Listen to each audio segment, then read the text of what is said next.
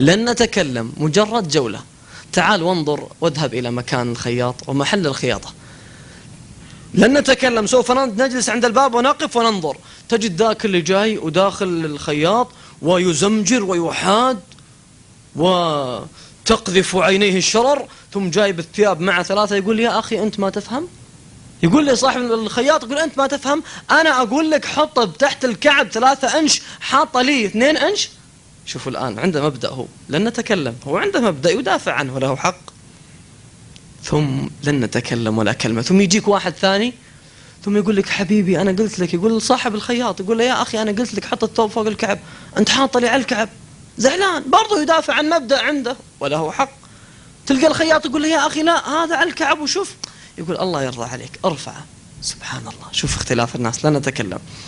ثم اذهب إلى مكان الحلاق، تلقى واحد جاء الحلاق بيشيل الشعر اللي هنا، قال لا خلها، شعره جايه يمكن شكلها بعد غلط، قال خلها.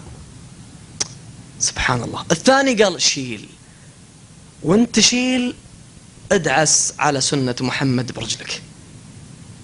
لن نتكلم. ثم تجي عند الإشارة اللي ذاك مطول على الأغاني على الأخير، والجوال يعاكس فيه، والعين يعني كل نعمة مشغولة في معصية الله سبحانه وتعالى.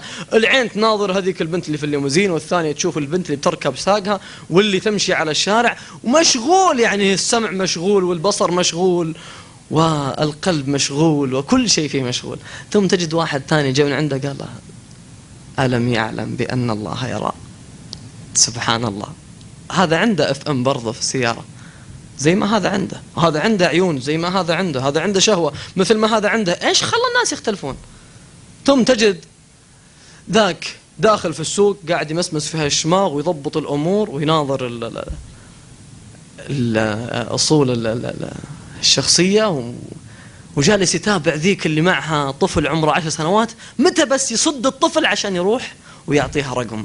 ويجي واحد ثاني من هناك يقول حبيبي أيحسب أن لم يره أحد. سبحان الله. شفت الاختلافات هذه والأمور هذه؟ الله جل وعلا ما مرت عليه مرور الكرام، ما تكاد تخلو صورة إلا ويتكلم عن هذا الموضوع. والليل إذا يغشى والنهار إذا تجلى. شوف واسمع. والليل إذا يغشى، إذا أرخى سدوله وغطى الكون، ثم يأتي على النقيض ذاك النهار الذي يبعثر تلك الظلمة، قال والنهار إذا تجلى. شوف النقيض كيف والمتضادات. قال والليل إذا يغشى والنهار إذا تجلى وما خلق الذكر والأنثى.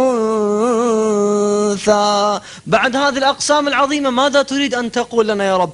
إن سعيكم لشتى. سبحانك.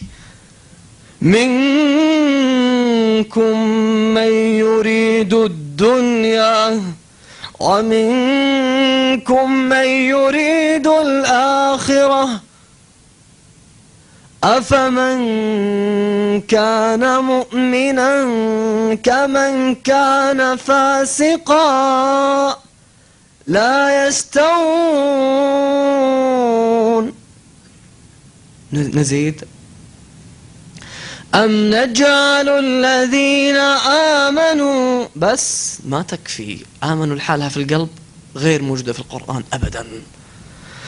أم نجعل الذين آمنوا وعملوا الصالحات، السمع يعمل والبصر يعمل واليدين تعمل والجوارح تعمل، أن نجعلهم كالذين، أم نجعل الذين آمنوا وعملوا الصالحات كالمفسدين في الأرض. مفسد ينظر كأنه هو اللي اشترى العينين أصلا ما لأحد فضل عليه، وكأنه هو الذي غسل لنفسه كلاه 36 مرة ما لأحد فضل عليه، وكأنه هو الذي أغلق تلك الصمامات 415,000 نبضة في اليوم ما لأحد فضل عليه، كأنه هو حر وهو يظن أنه حر. لو علم أنه عبد لتأدب مع سيده، لكنه يظن أنه سيد. فيقول سبحانه أم نجعل الذين آمنوا وعملوا الصالحات كالمفسدين في الأرض أم نجعل المتقين اللي يقدر ويخاف. ليش يخاف؟ كالفجار. والله لو قرأت آيات الاختلاف والتفرقة بين الناس لانتهى اللقاء، ما انتهينا منه. ليش الله جل وعلا من سورة الفاتحة إلى سورة الناس ما في ولا آية يقول الله الذين آمنوا يدخلون الجنة؟ لازم معها عمل الصالحات، إما قبلها أو بعدها تصريحا أو تلميحا. إما يقول ومن يعمل من الصالحات وهو مؤمن، أو يقول آمنوا وعملوا الصالحات، أو يقول قد أفلح المؤمنون، ثم يأتيك بسلسلة من الأعمال الصالحات الذين هم في صلاتهم خاشعون. ترى المعنى يقصدها الله جل وعلا. طيب أحبتي، هذا الاختلاف نريد أن نفهم. ترى مشكلتنا عايشين في حياتهم وما نبغى نفهمها، أن نبغى نلعب على أنفسنا حتى النوم، ثم نقوم بكرة ونقضي اليوم لين ينتهي، ثم حتى يقضى العمر كله، ثم إذا مات الواحد فهم أن فاهم خطأ، قال يا رب ارجعون. إيش تبغى؟ الآن فهمت صح، لعلي أعمل صالحا فيما تركت. وأنت كنت إيش تعمل؟